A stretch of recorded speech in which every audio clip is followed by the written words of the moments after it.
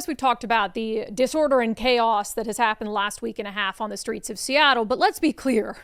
There's always disorder and chaos on the streets of Seattle. Let's talk about it in our segment, Unbelievable.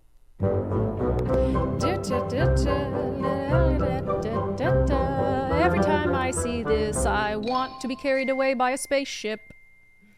I'm ready. I'm just ready. I'm ready. That's why I have a spaceship in my shot right here. Boop, boop. But because, would you rather be carried away by aliens or have to continue to live in the hellscape of Seattle at this point? Aliens, come get me. But if you abduct me, drop me somewhere else, okay? Drop me somewhere else. So a couple things. Our friend Jonathan Cho, and I think this is important to point out, we're focusing on the disorder that the riots have caused in Seattle, but around that disorder is disorder that's here all the time. And that's the drug use, the open air drug use in our business core, in our tourist core, the continuing homeless crisis that only gets worse and worse despite billions of dollars spent to make it better. And all the crime and criminal element that comes along with that, the open air markets of stolen goods, etc. So our friend Jonathan went down to 3rd and Pike, the hub of where it all happens, to check in on things. And it's not great. Oh my God. Look at that. 3rd Ave. Good grief. It's all back. Mayor Bruce Harrell, CM Bob Kettle. 3rd Avenue is a drug den. Oh my God, this is an utter failure. I haven't been out here to 3rd and Pike in several weeks. Again, a lot of social unrest going on in the city. It's all back. Dozens of fentanyl addicts just across the street, the black market of stolen goods. I'm kind of used to it. It's unfortunate. I don't know what they're doing over there. They're doing fentanyl, man. Is that what they're doing? Where are you headed right now? I'm heading to my hotel. You're just visiting? Yeah, I'm just visiting. Yeah. Do you feel safe here, man? It's almost like 1 a.m., man. And I know, but again, in Portland's kind of similar like this. I got desensitized. oh my gosh. Yes, I'm this is like normal. This is America, right? This is how I kind of accepted it. No, we can't. That breaks my heart. It's not America. That's the West Coast. We shouldn't accept it. But it's been happening so long, you do get desensitized to it. I mean, that is when I was down at the Federal Building last Monday. There was a tourist, because there's a hotel, kitty corner, a very nice hotel from the Federal Building. There's a tourist what's going on? And he was blown away because he'd heard so much about Antifa in Seattle, and then he was literally seeing Antifa, and he couldn't believe that it was real.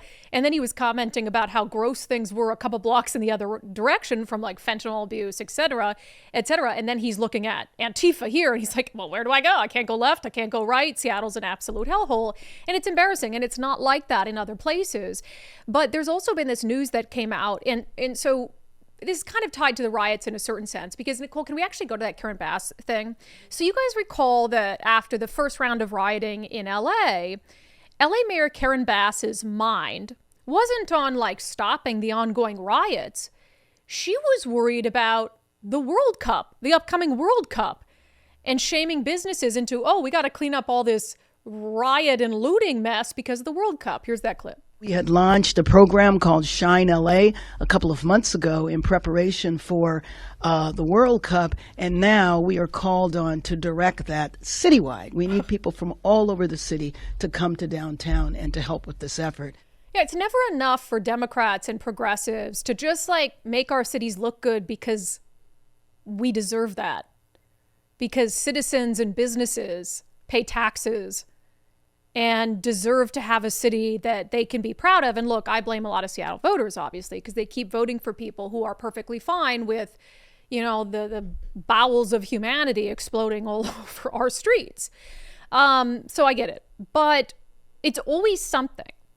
It's always something that I would call superficial that motivates them to quick clean things up. It's not hey, we used to be a world-class city. Let's get back to that place so we can truly flourish and people can be safe walking down the streets. Like in Seattle, it was the MLB All-Star Game.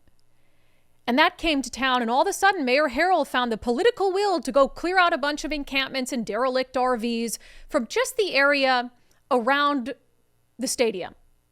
And then within a week, they were all back. And so Seattle, of course, is also playing host to the World Cup. But it continues to have not only kind of the riots, which I would argue would dissuade a lot of regular human beings from wanting to come to Seattle for a sporting event. But then you have to walk past, people defecating on the streets, people bent over high out of their minds on fentanyl, people dying in alcoves from fentanyl, the homelessness, the harassment, the mental illness, and all of these things.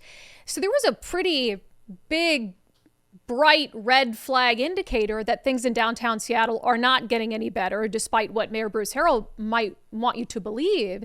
So Jonathan obtained this email from Visit Seattle, which is a private nonprofit sort of tourism arm. So we don't have like a government tourism entity in the state of Washington, but this is the one for Seattle.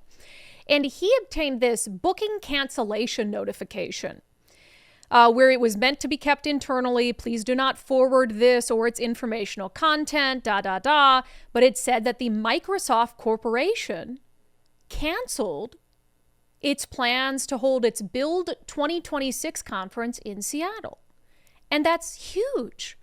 It's like tens of thousands. That's probably more than $100 million collectively that conference would have brought in to Seattle's economy. So as far as the rationale goes, this is, again, part of this internal email that Visit Seattle put out. So what they'll do is if a conference cancels, they'll send an email to the business community saying, hey, this happened. We're sorry because we know you were probably counting on, the business that comes in from these conferences to try to sustain yourselves throughout the year. So they let them know, and they'll let them know why.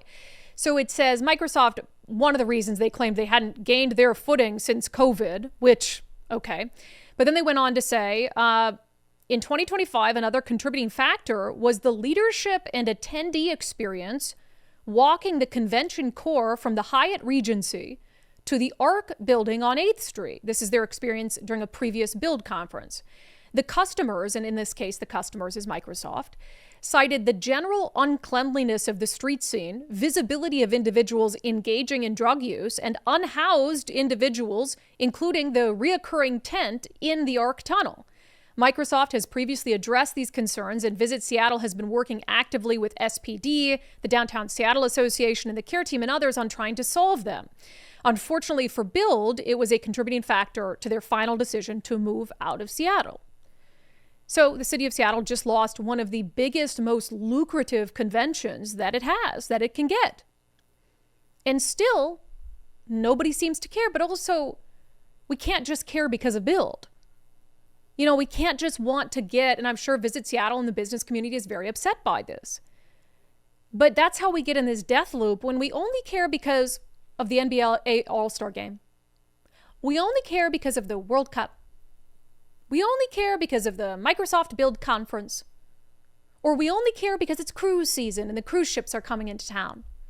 And then the rest of the year, they're more than fine with the filth and squalor and criminal activity. Because that's the mindset of elected leaders. Is they only care when people are looking, when the microscope is on. Because then they're going to be held accountable for it and people are going to see and all of these things. So they'll sweep it away. And for citizens and taxpayers and business owners, well, screw you. And again, goes back to this. Seattle voters vote for this.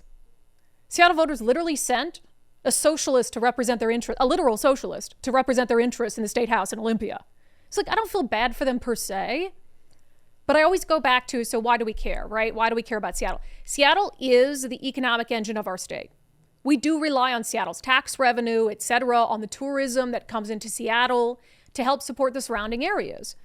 So when they don't even seem to care about themselves and the mayor doesn't seem to care unless there's a special event, it ultimately does hurt all of us, and it hurts our reputation and our standing in the world for people who might want to come here. So it's embarrassing. So chaos, rioting, chaos every day. Which one's worse? I think they're tied. Honestly, I think they're tied.